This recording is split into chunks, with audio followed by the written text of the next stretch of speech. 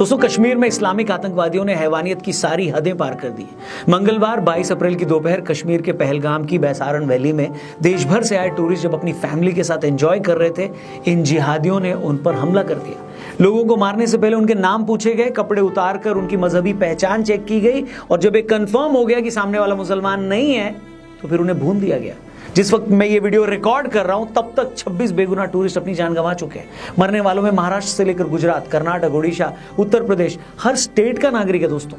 मतलब आप चाहे किसी भी स्टेट के क्यों ना हो, कोई भी जबान क्यों ना बोलते हो, आप चाहे किसी भी पार्टी को सपोर्ट क्यों ना करते हो, आपकी कोई भी जाति क्यों ना हो, उन्हें इस बात से कोई फर्क नहीं पड़ता। मारने वालों के लिए आप सिर्फ हिंदू हो और एक बार फिर ये बात साबित होगी। मेरा पति साइड में था, एक इंसान आया, उसने उसको गोली मार दी। यहाँ पे उसने बोला कि ये शायद मुस्लिम नहीं है, उसने उसको गोली मार दी। कश्मीर से जो तस्वीरें आ रही हैं वो देखकर कलेजा फटा जा रहा है देश के हर एक नागरिक का।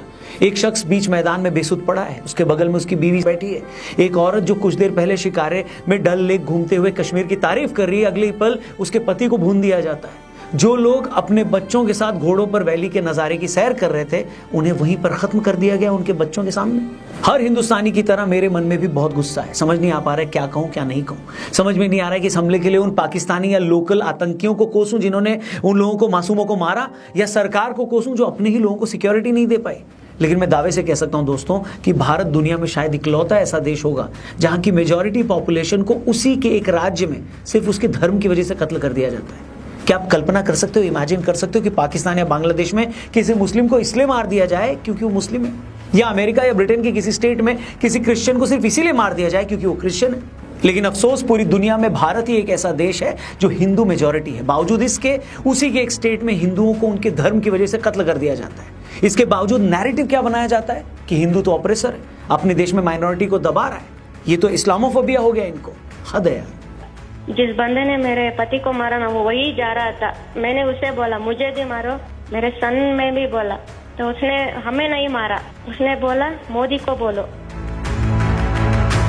पहलगाम में हिंदू टूरिस्टों पर किया हमला कोई साधारण हमला नहीं है, न ही कोई आखिरी हमला है। आपको याद होगा पिछले साल जून में नरेंद्र मोदी जब तीसरी बार प्रधानमंत्री पद की शपथ लेने वाले थे तो उससे 1 घंटा पहले जम्मू कश्मीर के रियासी में आतंकियों ने कटरा जा रही एक बस पर हमला कर दिया था। हमला करने वाले टेररिस्ट ने बस के आगे आकर ड्राइवर और कंडक्टर पर गोलियां चलाई और दूसरा आतंकवादी किसी ऊंची जगह से बस में बैठे लोगों पर गोलियां चलाने लगा। गोली लगने के बाद ड्राइवर ने बस पर कंट्रोल खो दिया, बस 50 फीट गहरे गड्ढे में गिरी, 11 लोग मर गए। मरने वालों में एक 2 साल का बच्चा भी था। अब मैं आपसे पूछता हूं कि पहलगाम में फैमिली के साथ घूमने आए टूरिस्ट हो या रियासी में माता वैष्णो देवी के दर्शन करने आए तीर्थयात्री, इन लोगों का कश्मीरी समस्या से क्या लेना देना। लेकिन आप पहलगाम में लोगों का धर्म पूछकर उन्हें गोली मारते हो, रियासी में वैष्णो देवी के यात्रियों को गोली मारते हो। दोनों ही जगह आप हिंदू यात्रियों को टारगेट करते हो और फिर आप कहते हैं कि आप कश्मीर की आज़ादी के लिए लड़ रहे हैं, आपकी लड़ाई का मजहब से कोई लेना देना नहीं है। कुछ तो शर्म कर लो यार। पिछले साल ही अक्टूबर के महीने में सुरंग में काम कर रहे 6 बाहरी मजदूरों की गोली मारकर हत्या कर दी गई। 2019 से 22 के बीच अलग अलग हमलों में 9 कश्मीरी पंडितों की भी गोली मारकर हत्या कर दी गई।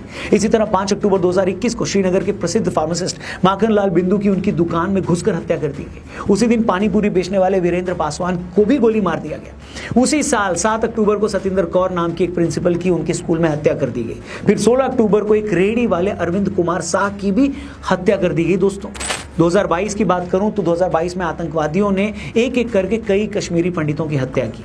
पहले इन लोगों ने रेवेन्यू डिपार्टमेंट में काम करने वाले राहुल भट्ट का कत्ल किया, फिर रजनी बाला नाम की स्कूल टीचर को मारा और फिर कुलगाम में बैंक मैनेजर की पोस्ट पर काम कर रहे विजय कुमार का भी मर्डर कर दिया। मतलब रेडी वाला हो, पानीपुरी वाला हो, बुजुर्ग दुकानदार हो, महिला टीचर हो, इन जिहादियों को किसी चीज से कोई लेना देना नहीं। अगर आप नॉन मुस्लिम हैं तो फिर आप मरने के हकदार हैं। ये लोग कश्मीरी और कश्मीरियत की इतनी बातें करते हैं, लेकिन ये उन कश्मीरी पंडितों को भी कश्मीर में नहीं रहने देते जो इस धरती के मूल निवासी हैं। एक टाइम था दोस्तों जब कश्मीर में आए दिन पत्थरबाजी होती थी, जब पाकिस्तानी पैसे पर कश्मीर में अलगाववाद फैलाने वाले हुर्रियत के लोग हर दिन बंद करवा देते थे। तब कुछ लोगों का ये रोना था कि सरकार तो रोजगार नहीं दे रही है, टूरिस्ट यहाँ आता नहीं है, इसलिए यहाँ का यूथ, यहाँ का नौजवान नाराज है। लेकिन भाई आर्टिकल 370 हटने के बाद तो आज रिकॉर्ड तोड़ टूरिस्ट कश्मीर आ रहा है। पिछले साल ही 2 करोड़ 35 लाख टूरिस्ट कश्मीर गए। लोकसभा और विधानसभा चुनाव में रिकॉर्ड वोटिंग हो रही है। श्रीनगर में फॉर्मूला 1 रेस हो रही है। G20 जैसे अंतर्राष्ट्रीय इवेंट्स हो रहे हैं। चिनाब नदी पर भारत के इंजीनियर्स ने दुनिया का सबसे बड़ा रेलवे पुल बना दिया है। दिल्ली से श्रीनगर तक सीधी ट्रेन चलने वाली है। कश्मीर की सड़कों पर बैलेट गन चलना बंद हो गई है। बच्चे रोज स्कूल जा रहे हैं दोस्तों।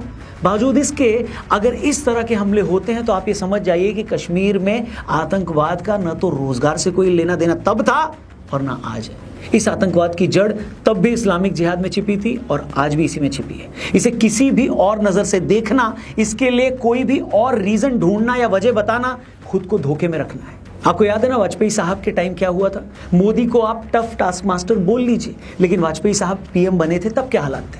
उस वक्त आज से कहीं ज्यादा आतंकी हमले होते थे। सेना और सीआरपीएफ भी लगातार इनके खिलाफ ऑपरेशन चलाती थी। लेकिन अटल जी जब पीएम बने तो भारत सरकार ने शांति की पहल करते हुए रमजान के पाक महीने में इनके खिलाफ ऑपरेशन रोक दिए। आज भी कश्मीर में बहुत सारे लोग अटल जी की सरकार की उस पहल की तारीफ करते हैं, मगर उन सब के बदले में कश्मीर में आतंकवाद फैला रहे लोगों ने क्या दिया और क्या किया?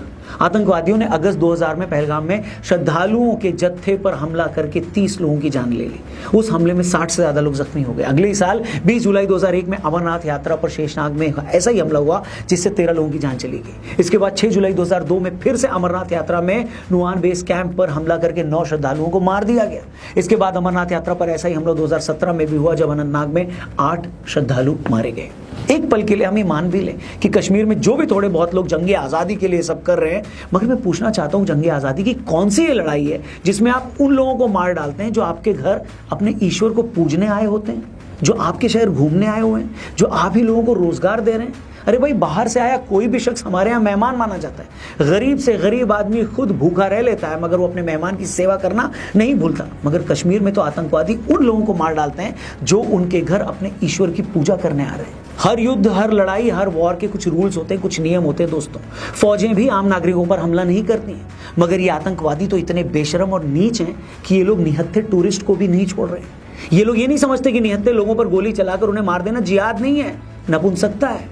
इसका इलाज तो कहीं ना कहीं पाकिस्तान को परमानेंट सबक सिखाने में ही है।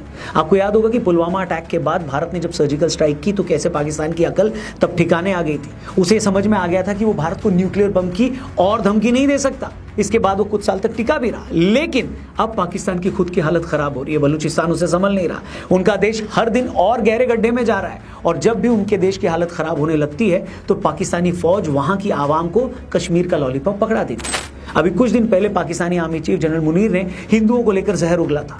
उन्होंने फिर से कश्मीर का झुंझुना बजाया था। तभी लोग समझ गए थे कि लगता है फिर से ताकत इनके हाथ से फिसल रही है। इसलिए इन्होंने कश्मीर में कांड करवा दिया है ताकि एक बार फिर भारत पाकिस्तान आमने सामने आ जाए, फिर वहां की आवाम को भारत का डर दिखाया जाए और पाकिस्तान पर अपनी पकड़ को और मजबूत किया जाए। लेकिन टाइम आ गया दोस्तों कि भारत भी अब पाकिस्तान को ये क्लियरली बता दे कि कश्मीर पाकिस्तानी आर्मी के सत्ता में बने रहने के लिए एक प्रयोगशाला नहीं बन सकती। मतलब जब तुम्हें अपनी आवाम को डराना हो तो कश्मीर में हालात खराब कर दो। इसलिए जरूरी है कि अब पाकिस्तान का परमानेंट इलाज किया जाए। इसे एक बार फिर से 71 जैसी शर्मनाक हार दी जाए जिससे कि ये मुल्क इस लायक ही ना रहे कि कश्मीर की तरफ देख भी पाए। भारत को इन 26 लोगों की शहादत को यूं ही वेस्ट जाने नहीं देना चाहिए। भारत को डिप्लोमेटिकली पाकिस्तान को चारों तरफ से घेरना होगा। जो देश पाकिस्तान को फंडिंग देते हैं, जो उसे हथियार सप्लाई करते हैं, जो उसके खिलाफ होने वाले रेजोल्यूशंस पर चुप रहते हैं, उन सबको भारत को आईना दिखाना पड़ेगा।